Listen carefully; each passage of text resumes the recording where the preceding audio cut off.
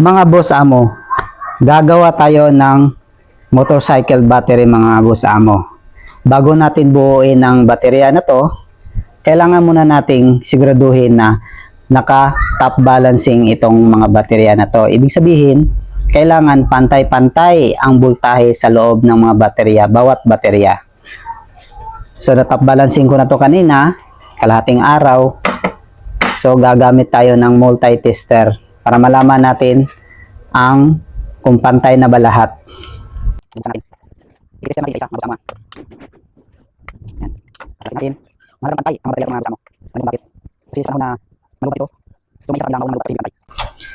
So ito, i-test natin to ha. Ayan. So, itong may puti na to mga boss amo, ito yung positive, ito yung negative. Ito, positive. Ayan, para makita nyo.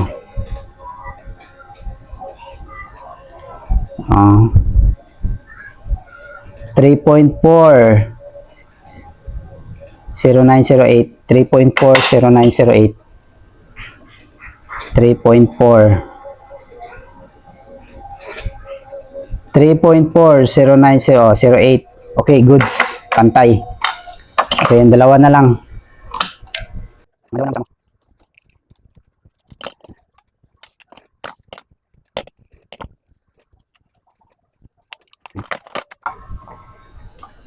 Okay, positive.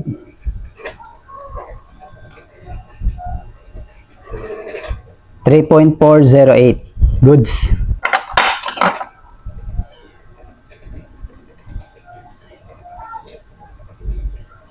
.408 goods. Ibig sabihin, pantay-pantay sila lahat. So, umpisahan na natin. Huwag na natin patagalin. Yung mga kagamitan natin mga boss amo ito, gagamitan pa rin natin ng tabbing wire. Kung mayroon kayong single na tabbing wire, okay yun. Okay din ito. Kung kailangan natin ng single, tatabasin lang natin. Saka kailangan din natin ng BMS. Ang BMS na to ay ayan, 4S 30 amperes.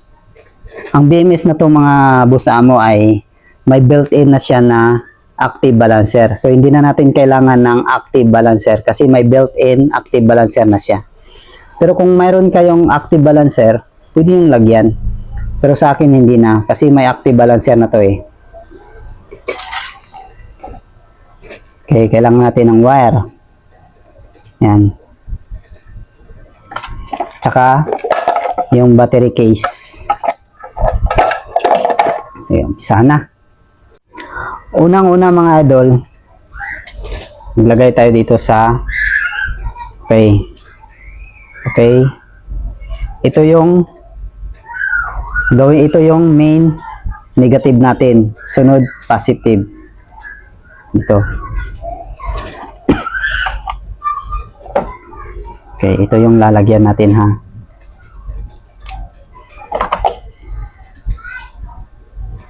So, unang baterya pa lang to mga boss amo ha. Yan. Sunod. So, negative, positive, tapos negative. Tandaan nyo ha. Okay, negative, positive, tapos negative.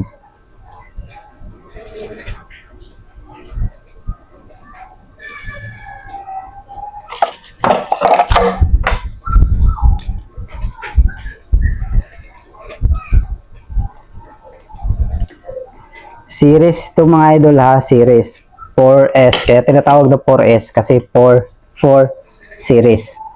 Okay, galing dito 3 volts. Pagdating dito 6 na siya. Dito na 6. So lagay naman natin ng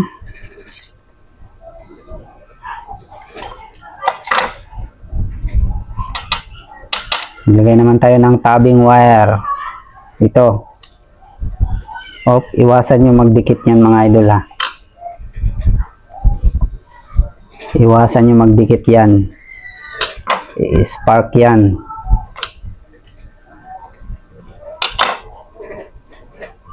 Okay, sunod.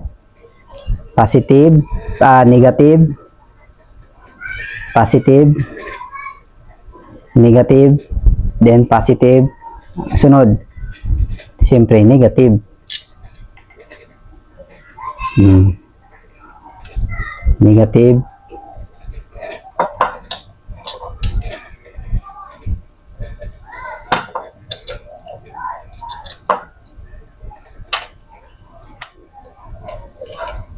Kaya tinatawag yung 4S mga boss amo.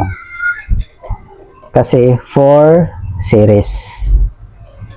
So, ibig sabihin ng series, negative to positive. Ganyan lang. Ipagdugtong ang negative at saka positive. Iba siya sa parallel. Ang parallel ay positive to positive, negative to negative. Yan po ang parallel. Ito po ay series. Sunod. Okay, galing dito. Di ba? Ayan o. Galing dito, negative, positive, negative, positive, negative. Nung sunod. So, positive, sunod, negative. Ayan na. Oh. Pag magdugtong na itong dalawa,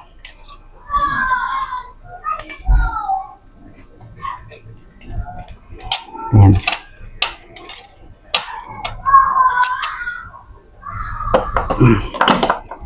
Kaya hindi ko muna gi-scotch tape yan mga idol kasi para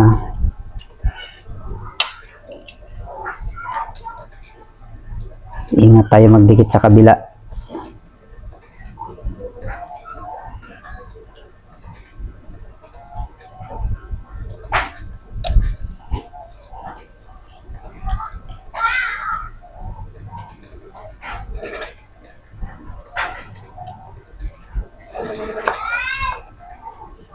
Yan. Kaya mag-alala, i-review natin mamaya ang connection.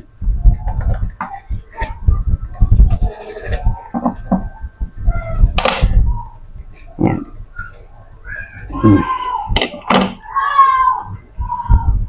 Yan na.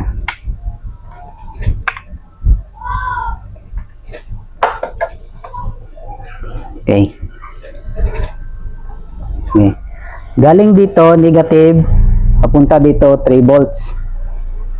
Tapos, connection niya dito, 6 volts.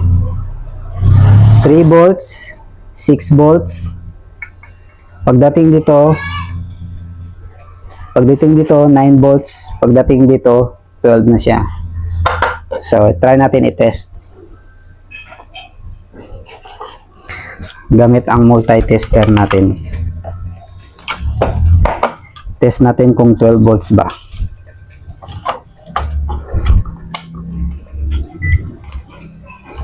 Ayan. So, dito tayo sa positive.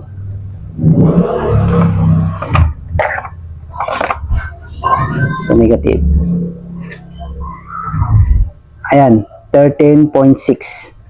13.6. Goods.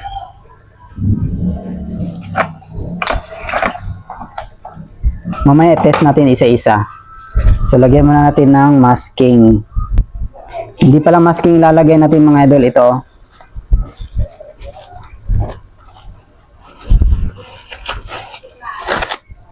Ito.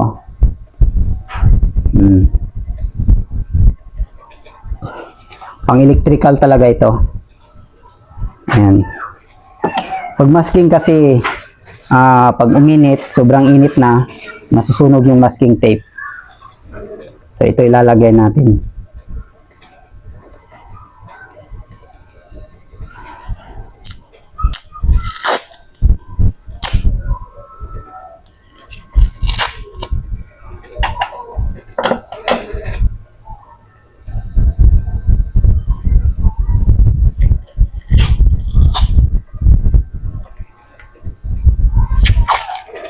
Alam niyo kung bakit nakatagilid ito? Naka-slanting yung plastada ng pagkalagay ko. Kasi hindi siya mapasok dito sa kwan sa battery case. Kailangan naka-slanting na ganyan.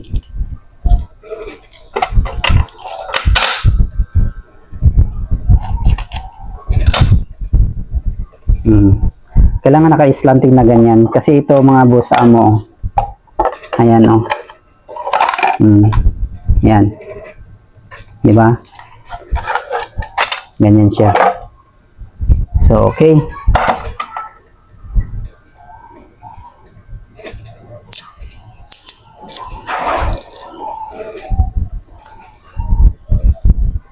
Okay, next. Sunod. So, bago ang lahat, kailangan higpitan natin mabuti ha. Higpitan natin mabuti. Kailangan hindi maluwag.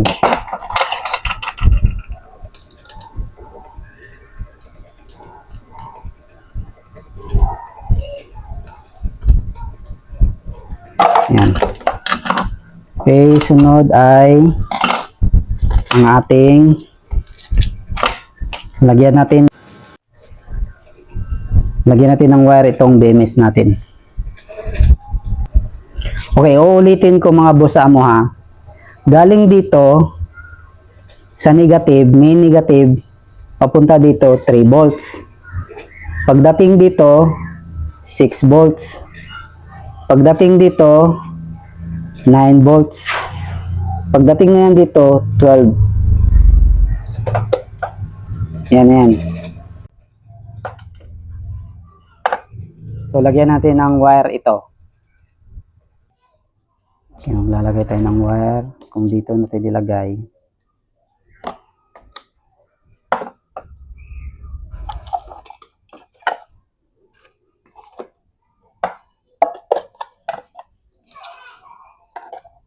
Dito natin ilagay ang BMS natin. Ito. Dito. Pwede dito. Dito siya. Okay. Dito siya. Ganyan.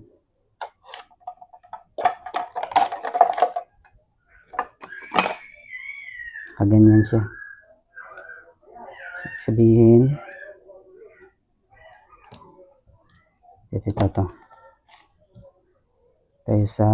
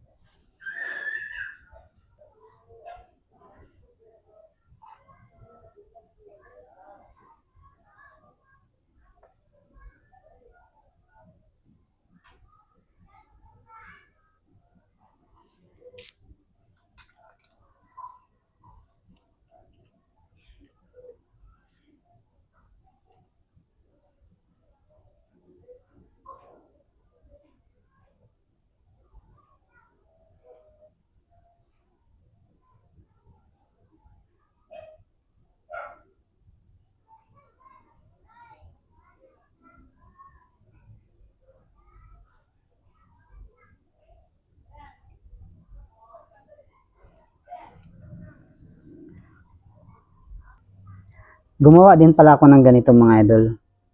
Para dito sa main negative natin at saka main positive. Ganyan oh. Yan.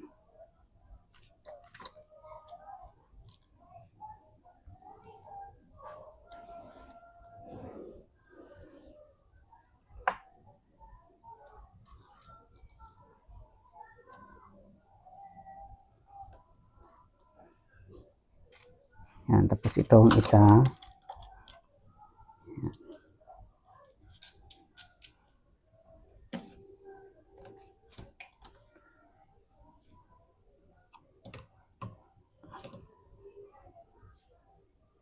Alam nyo kung bakit ko ginawa to? Para dito na tayo magsolda. Okay. Natapos ko na pala hinang itong BMS natin lagyan ng wire mga idol.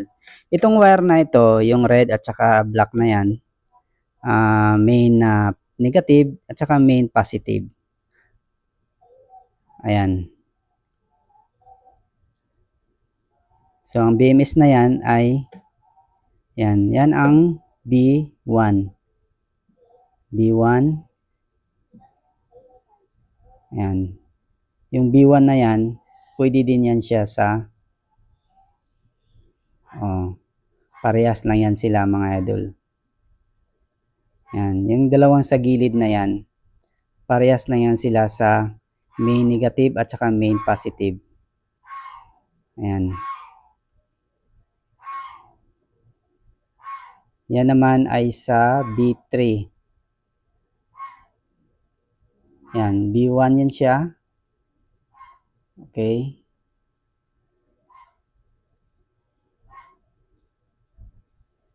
Sundan nyo lang mga idol ha. Ayan. So yan ang main negative. So dyan ikaw connect sa negative. Yan. Lalagyan muna natin ng LED para mabilis magdikit.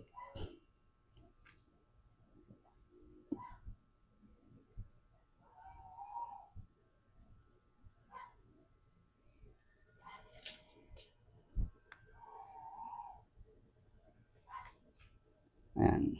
Hindi ako masyadong expert sa paghinang mga idol ha, kasi DIYers lang ako eh.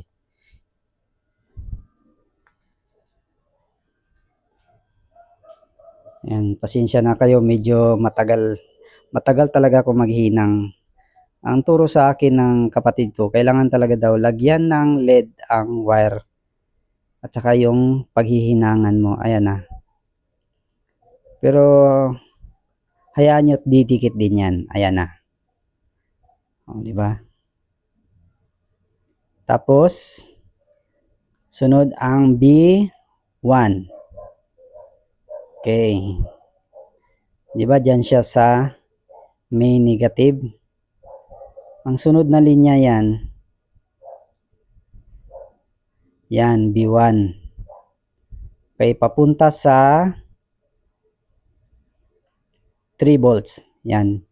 Main negative. Ang daloy niyan papunta sa yan, 3 volts na yan siya. B1. Yan yung 3 volts.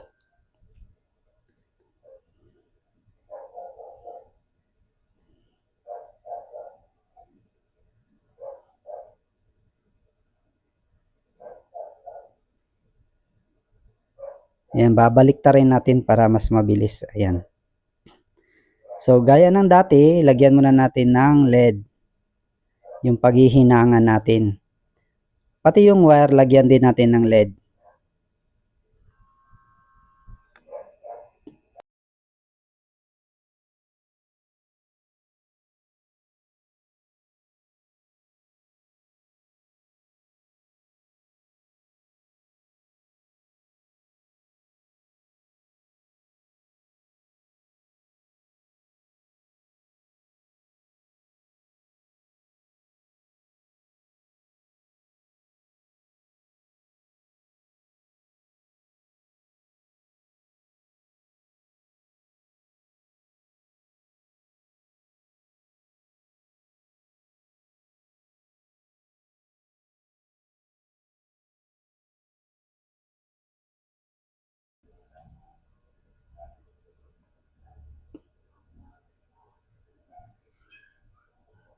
Ayan, dumikit na rin sa wakas. Tapos ng B1, naman tayo sa B2. Okay, hahanapin natin ang linya ng B2. Ang B2 ay ang 6 volts niya. Yan.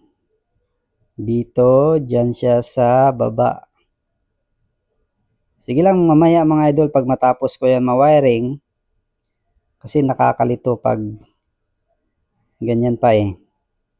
Pag ma-wire ko yan lahat, makabit ko ng mga wire lahat, i-review natin yung mga B1 na yan, mga B2 na yan, B3, main positive, main negative. For the meantime, hintayin muna natin matapos yan.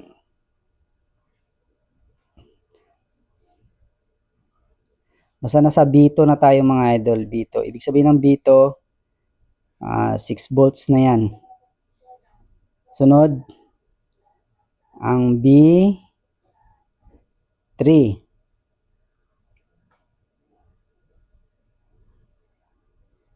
Yan, B3. Yan ang linya niya. Okay. Ikot. Ayun, B3. Okay. Kailangan bawal magkamali dyan mga idol. Masusunog yung BMS natin pag magkamali tayo dyan.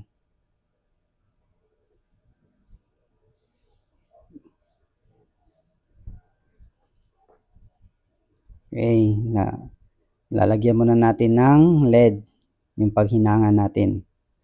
Pati yung wire. Sa akin dyan, hindi ko na nilagyan yung wire ng LED. Idilubog ko na agad sa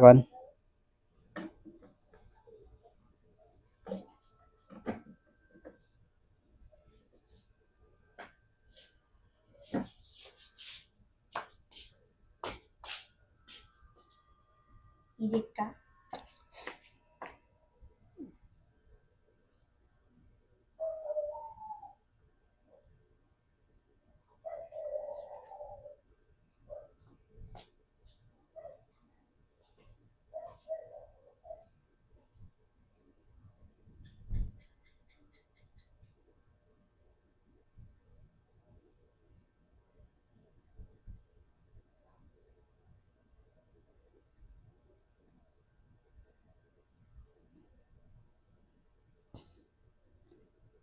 ayan, dumikit na.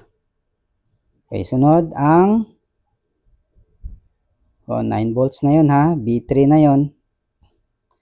Ang panghuli ay ang main positive na. Ayan, main positive niya.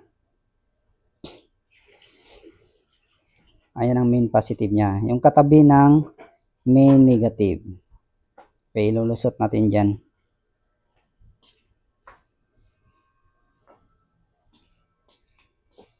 Ayan na.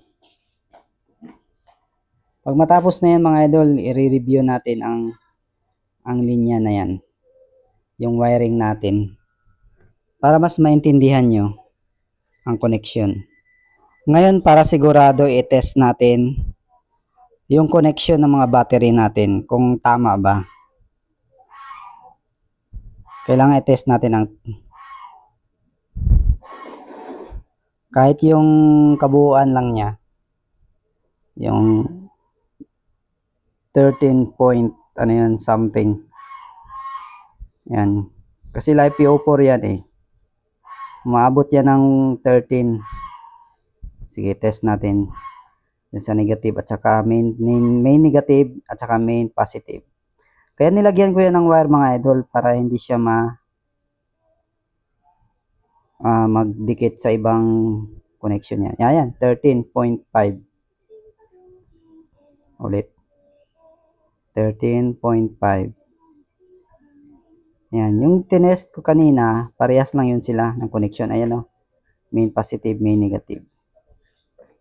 Ayan na, main positive, main negative. Diyan din, parehas din yan ng connection, main positive, main negative. Okay, goods. Ibig sabihin, tama yung wiring natin. Mula sa main negative, papunta sa B1. Ayun, 3 volts yan siya. B2, 6 volts. B3, 9 volts. Tapos 12 volts. Ayan na. Nasundan nyo ba mga idol? Ayan, tapos na yung wiring natin mga idol. Susunod, So mas mabuti lalagyan natin ng lagyan muna natin siya ng insulation tape. Lagyan natin ng insulation tape para hindi gumalaw yung BMS. Yan, check muna natin kung baka may hindi masyadong dumikit na pagkahinang. Ganyan kasi yan mga boss amo. Yan. Kung bakit nakatagilid yung mga battery. Para magkasya dyan. Tapos tatakpan. Mamaya ihinang natin ang ayan, yung battery terminal. Yung negative at saka positive. Ayan. Ang may negative dyan. Positive dyan sa kabila. Okay.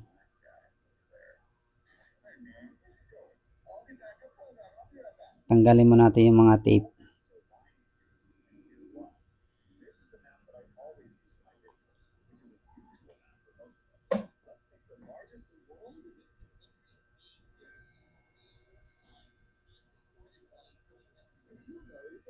Pero bago natin yan ihinang dyan sa battery terminal niya, kailangan lagyan natin ng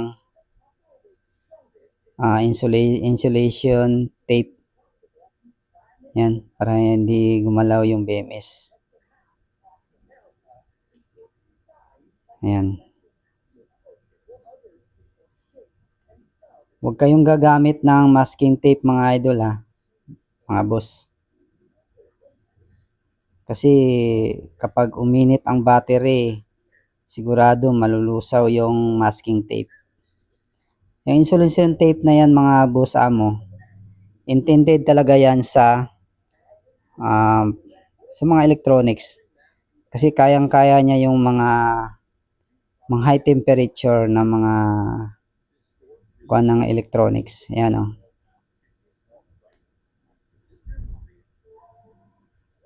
Ayan na. Okay. Ihinang na natin yan. Okay, babalik na natin. Di ba? Secured na siya.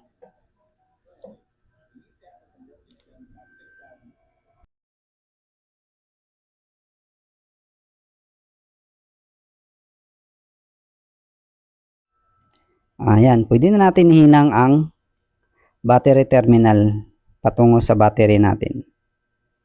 Ayan, may negative.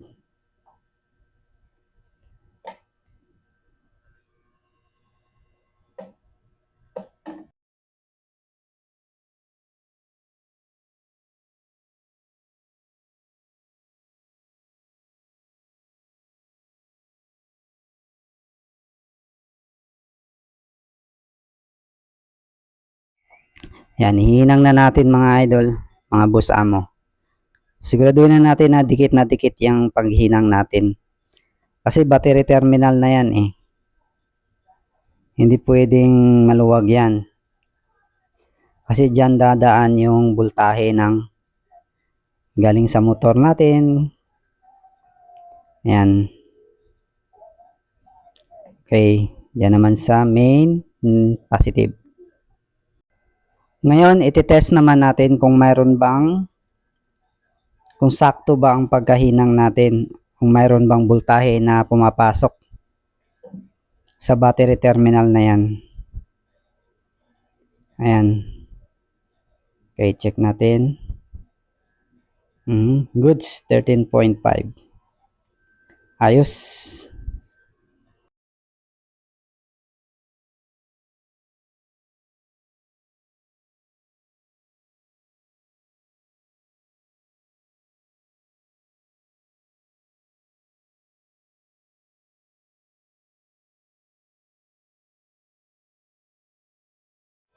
Ayan, pwede na natin isara mga boss amo. Check muna natin kung ano. Ayan. Tapos, test na naman natin. Huwag kayong magsawang mag-test mga boss amo. Mahalagang mahalaga yan. Kasi pag naisara na niya yan, ang battery box, mahirapan na kayo. Goods. Salamat mga idol. Ingat.